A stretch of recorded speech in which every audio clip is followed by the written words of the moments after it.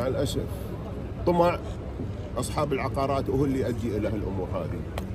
وانا الحين بكلم مدير البلديه من باكر، من الحين انا اتكلم حق اصحاب العقارات كلها، من باكر اي مخالفه عقاريه راح تنزال باكر الصبح.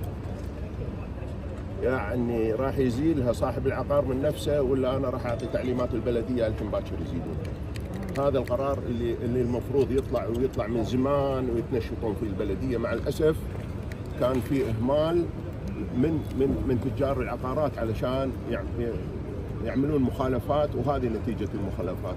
اليوم للحين وانا اكلمكم 41 واحد متوفي. سبب شنو؟ سبب تجار العقارات مع الاسف.